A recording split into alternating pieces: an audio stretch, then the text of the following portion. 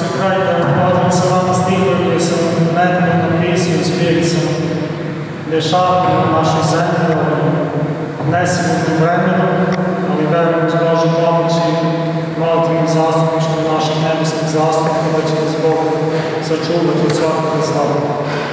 Napisao pesmu koja nosi naslov Zavet cara Lazara, pošto su Jan i Anastasija bili opravile te stihove, ja ću sad da izrecitovati ono što sam nedavno napisao.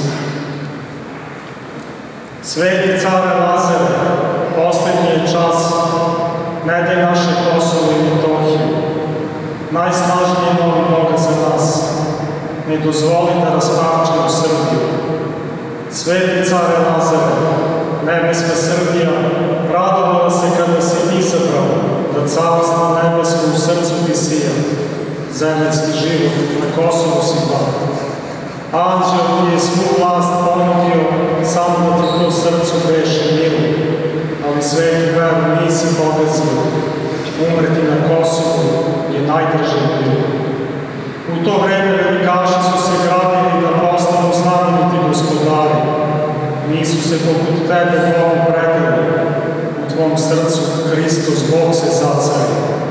Sa verom i ljubavlju i sa Božim strahom, srpski ratnici pre boja se pričestiše, predviđeni pravim i čestitim knezom, sveti zavod večnog života primiše.